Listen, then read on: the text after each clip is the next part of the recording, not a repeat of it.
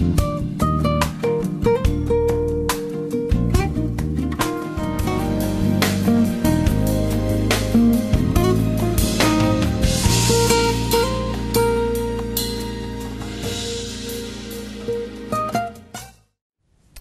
pemirsa, bertemu lagi dengan saya Isan di Getting Close with Psychologist.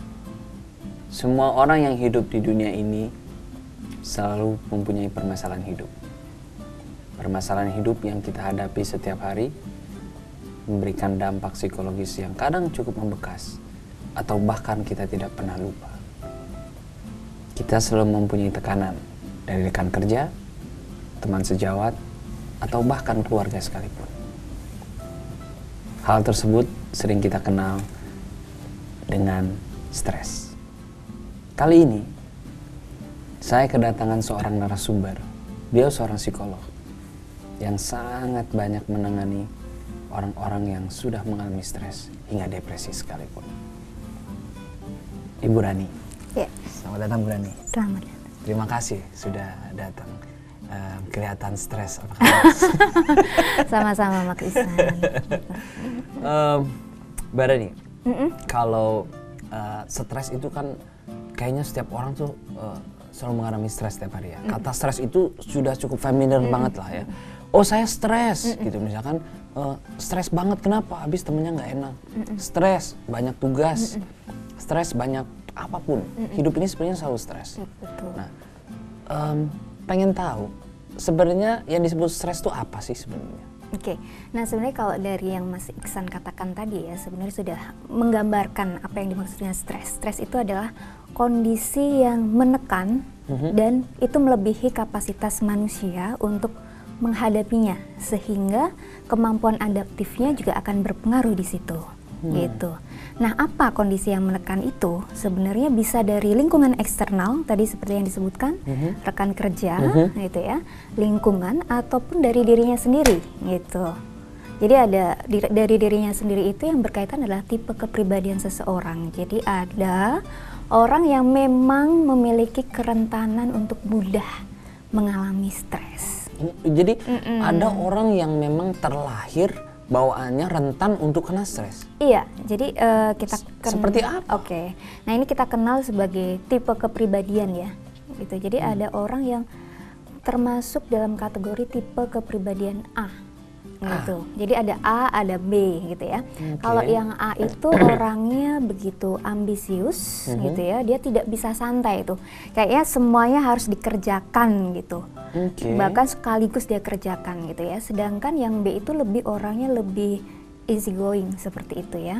Dia lebih santai, lebih relax dalam menjalankan semuanya. Wah, itu saya banget itu. Oh iya ya. Jadi apapun santai aja. Santai. Jadi jarang stres ya. Jarang stres, tapi akhirnya stres juga karena nggak pernah ada yang dikerjain begitu. Tuntutannya kurang. Oh, tuntutannya kurang ya. Seperti itu. Kalau saya nyambung lagi ya, sebenarnya ada sumber stres gitu, dan ada dua stres itu, yang satu stres yang distress dan satu lagi eustress. Apa? Distress dan eustress. Eustress, maksudnya eustress, Bu Rani sering stres. Eustress. Oh, I am stress. Kayak gitu ya. Jadi kalau yang distress itu lebih yang ketika kita menghadapi peristiwa yang negatif gitu ya, kita akan menjadi penuh tekanan gitu ya. Kita tertekan dengan masalah itu. Seperti itu. Tapi kalau yang eustress ini yang positif. Justru ketika kita menghadapi peristiwa yang positif, itu juga bisa menimbulkan tekanan, tapi itu sesuatu yang menyenangkan dan membantu untuk perkembangan kematangan kita. Ini menarik buat saya. Eustress ketika kita ketika mendapat sesuatu yang dia senangkan, misalkan like misalkan ada orang menikah atau dia tiba-tiba dapat uang dari mana ya, dapat rezeki nomplok, itu kan senang. Tapi menurut pendapat Bu Rani itu bisa buat orang stres. Bisa, tapi bagaimana bisa? Jadi itu stres juga, tetapi dalam konteks yang positif gitu loh. Ada stres yang positif? Iya, bisa. Karena kita itu, semua orang itu hidup memang perlu ada tekanan. Kayak tadi Mas Iksan bilang, saya ini kalau nggak ada apa-apa malah jadi stres kan, gitu kan? Enggak juga sih, karena setiap hari saya udah stres. Gimana Mas Iksan ini berubah-ubah? Enggak. Ya, apakah ini indikasi stres? Enggak, jadi kenapa justru orang menikah kemudian punya anak itu kan ada perubahan dalam kehidupan. Tetapi semua orang itu menginginkan situasi itu gitu. Itu kan membahagiakan, menyenangkan. Nah, karena ada suatu perubahan, orang itu harus adaptasi. Jadi ini yang kondisi perubahan itu yang bisa mendorong terjadinya stres, tetapi dalam konteks yang positif karena dia menjalaninya dengan happy. Seperti itu. Oh, jadi bisa dikatakan bahwa stres itu sebenarnya ada dampak positif juga. Jadi nggak selamanya stres itu negatif. Iya, betul. Wah, mungkin ini yang perlu dicermati untuk para pemirsa dan juga saya gitu, bahwa stres itu tidak harus selamanya memberikan dampak yang negatif. Betul. Gitu ya. Nah, kalau kita dalam kehidupan sehari-hari, kadang-kadang kan bisa untuk sebagian orang dia stres.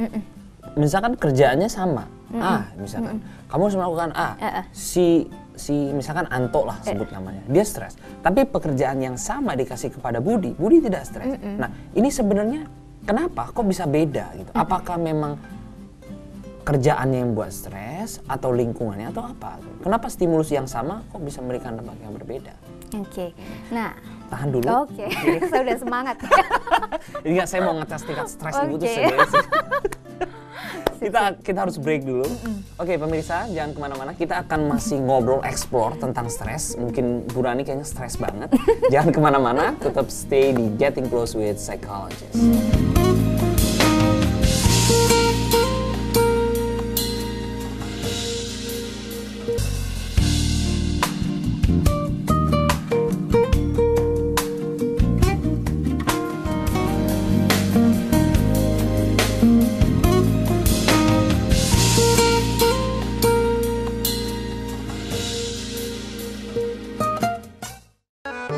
Stress is a part of life, and it's not always a bad part of life. Most of us enjoy good stress in small doses, like roller coasters, watching sports, or even a scary movie. That's the kind of stress that keeps us young and on our toes. Then there's bad stress, or worse, chronic stress. Negative stress isn't just in your head. It can affect us both mentally and physically. Stress hormones in the body for extended periods of time can physically age our cells. So when you're stressed at work or home, your cells look and act older, making you look older and even impacting your immune system. Not only does it add years to your appearance, it can also affect your memory, making brain cells shrink permanently. Even short-term stress can make it hard for you to remember simple things. The good news is, you can manage stress now to prevent more damage to your body and mind tomorrow. Stress management is a skill that can be learned.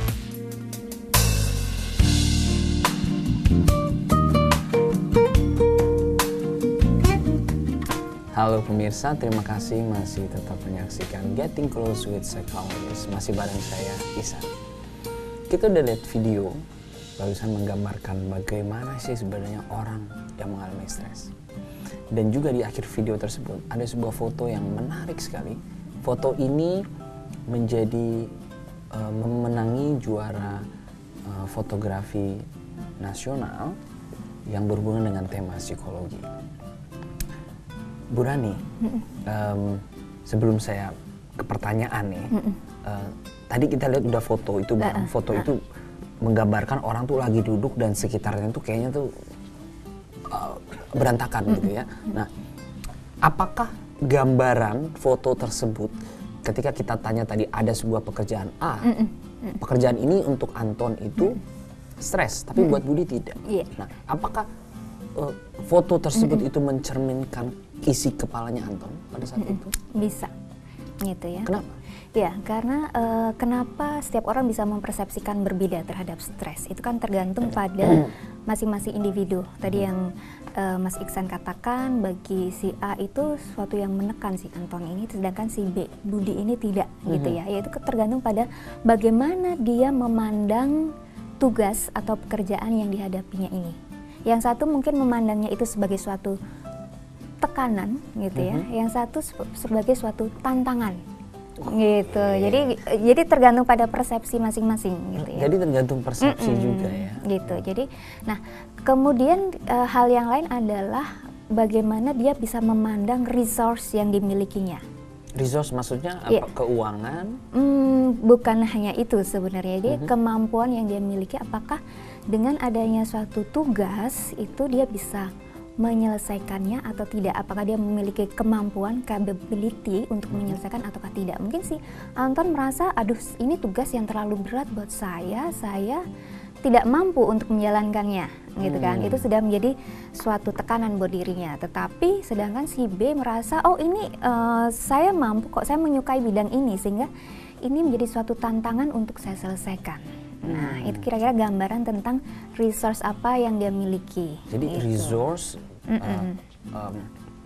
apa yang dia miliki dan juga bagaimana dia mempersepsikan sebuah permasalahan. Nah, persepsi ini sebenarnya yang sangat penting ya. Kita mau menganggap ini sebagai tekanan atau tantangan, itu lagi. Saya suka itu, tekanan atau tantangan. Betul. Nah, kalau kita berbicara stres, itu kan dampaknya kadang-kadang itu macam-macam.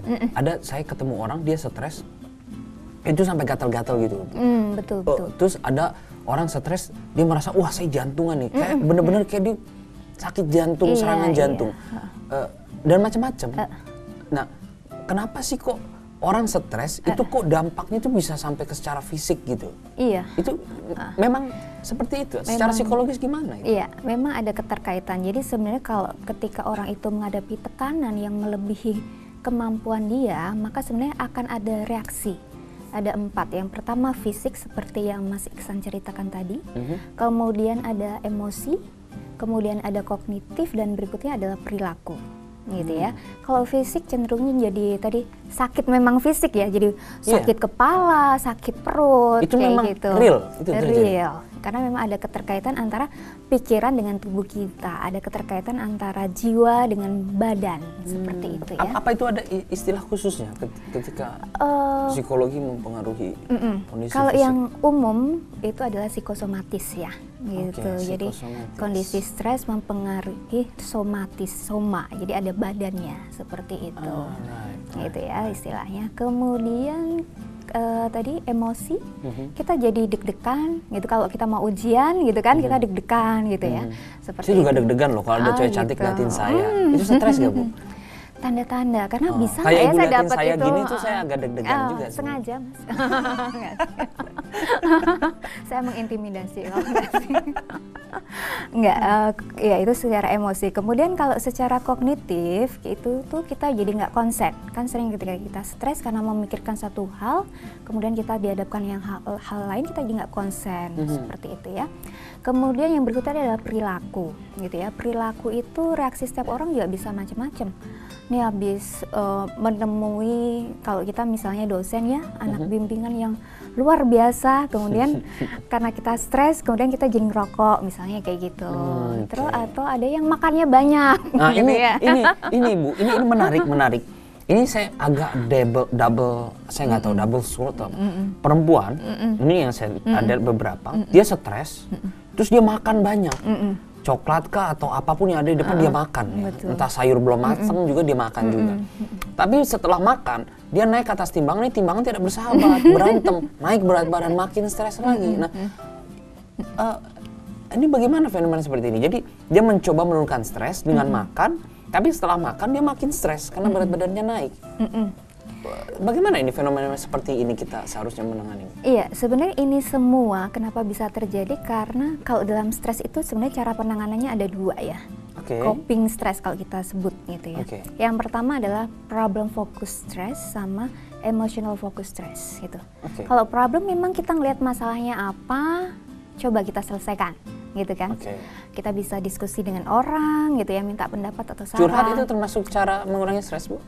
Salah satunya gitu ya, itu salah satu media. Kemudian yang berikutnya ada emotion. Jadi kalau kita stres kan kita merasa tidak nyaman gitu, ada sedih, galau kayak gitu kan. Mungkin kita mencoba mengurangi emosi yang kita rasakan dengan tidur, makan, nonton, atau hura-hura seperti itu. Iya benar. Atau kadang perempuan ini banyak belanja loh, Bu. Betul. Aduh, sering gitu ya, Bu? Iya. Wah, ini psikolog yang baik loh, yang pernah. Saya jujur kok.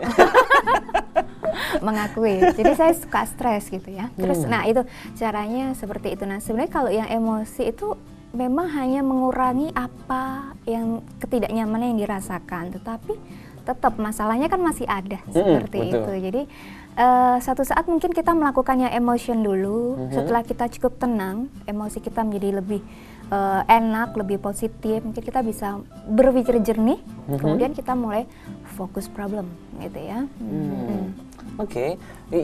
Karena begini loh, kadang-kadang misalkan mahasiswa gitu ya, atau pun orang yang hidup di universitas, misalkan mahasiswa, especially begitu sudah mau deket ujian, itu stresnya udah tingkat dewa banget deh.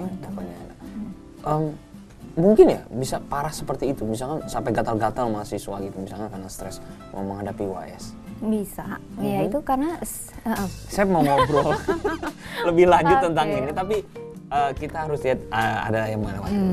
Oke, pemirsa jangan kemana-mana, tetap stay tune di Getting Close with Psychologist.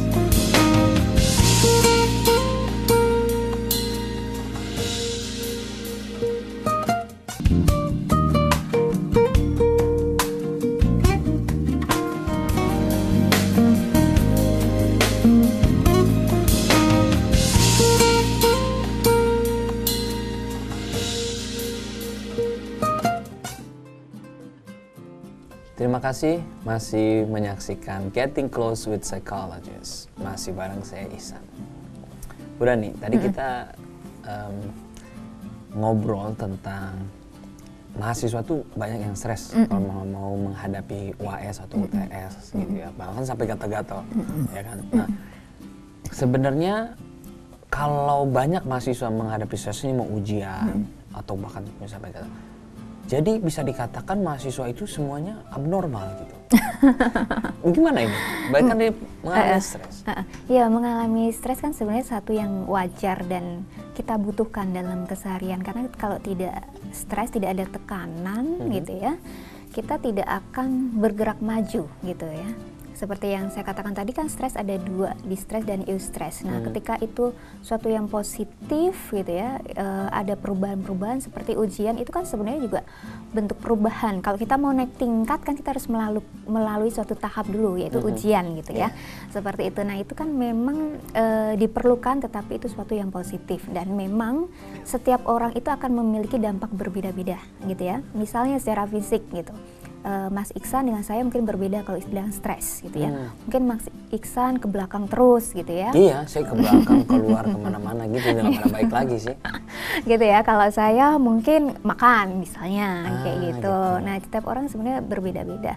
Nah, oleh karena itu kan sebenarnya kita perlu mengenali juga gitu loh, apa yang menjadi ketika kita stres itu kita akan menjadi seperti apa. Kayak gitu. Kita perlu aware dengan diri kita sendiri. Nah, ketika kita menghadapi stres, memang sebaiknya hal yang kita lakukan adalah berpikir positif, karena itu sangat bermanfaat gitu ya. Ketika kita berpikir positif kan segala kerisauan, keraguan yang kita miliki itu menjadi berkurang, gitu ya. Nah, seperti itu. Karena ketika kita tidak segera menangani si stres ini dampaknya bisa macam-macam ya. Ada kita menjadi kalau stres berkepanjangan kita menjadi frustasi, akhirnya depresi. Nah, ini menarik sebentar. Karena berbicara tentang dampak stres, saya mau agak tahu lebih jauh ini. Kalau orang sampai stres yang sangat-sangat parah, itu kadang-kadang kan orang udahlah saya minum Baygon aja. Sepertinya tidak ada lagi harapan. Saya baru putus nih sama cewek, misalkan mahasiswa atau mahasiswa, kayaknya nggak ada harapan hidup lagi. Saya keluar dari kampus, saya mengakhiri hidup saya, gitu kan. Itu dampaknya kadang-kadang mungkin tidak bisa berpikir logis. Padahal sebenarnya masih banyak cewek lain atau cowok lain yang lebih, lebih baik gitu kan ya. Nah, kenapa sih dampak orang yang terkena stres itu kadang-kadang tidak bisa berpikir logis? Atau dampaknya apa sih, sedahsyat itukah orang ketika mengalami stres ingin mengakhiri hidup dia? Kembali lagi kepada faktor pribadi ya. Ada orang yang menghadapi masalah yang sama, diputus pacar atau nggak dapat pacar yang dia inginkan gitu. Ini perlu disasih oleh para pemirsa. Itu bisa ada yang depresi, ada yang santai-santai aja. Nah, itu mungkin ada orang kembali pada persepsi dan pola pikir.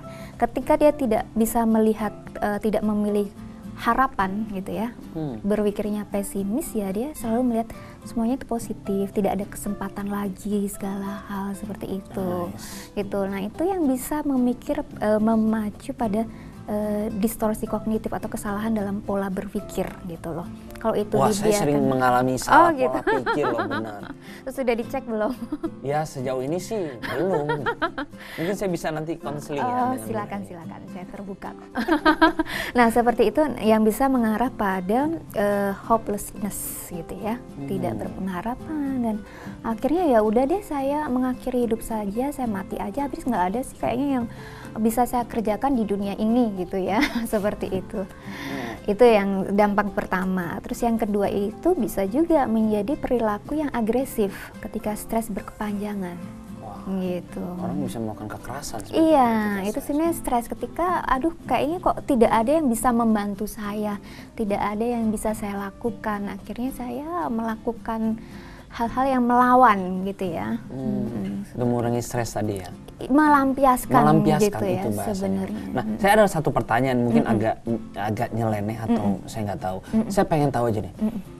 Psikolog itu kan selalu terkenal dia membantu orang mengurangi stres, untuk mengurangi agar tidak bunuh diri gitu. Nah, pertanyaannya, ketika psikolog banyak menangani kasus-kasus seperti ini, apakah psikolog juga pernah mengalami stres?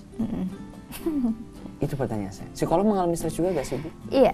Ya wajar ya, kita manusia pasti kan kita memiliki peran gitu sebagai psikolog, mungkin saya sebagai dosen misalnya, kemudian saya sebagai seorang istri, seperti itu kan pasti sebagai seorang perempuan juga ya pasti. Iya betul.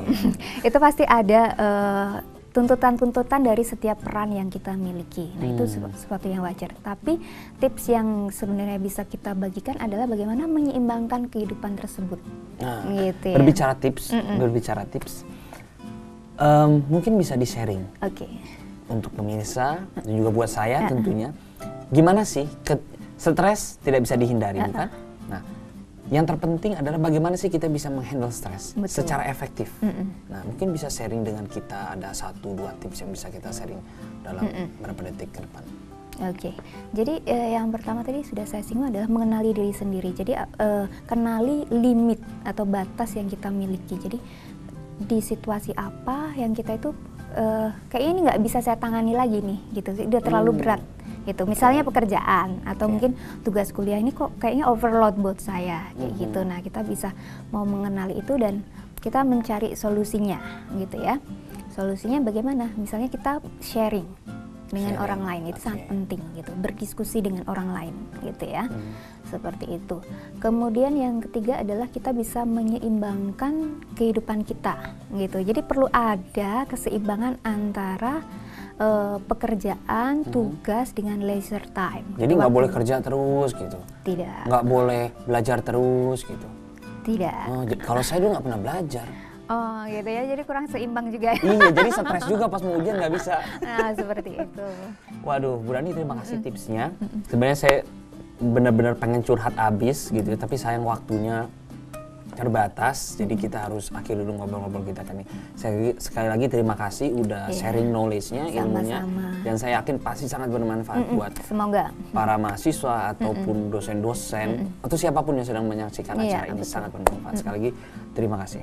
Pemirsa, hidup tidak akan pernah lepas dari masalah. Semua orang punya masalah, tapi tidak semua orang punya cara yang benar untuk menyelesaikan masalah. Yang terpenting bukan masalahnya, tapi bagaimana kita melihat masalah. Ketemu lagi dengan saya di episode selanjutnya di Getting Close with Psychologist.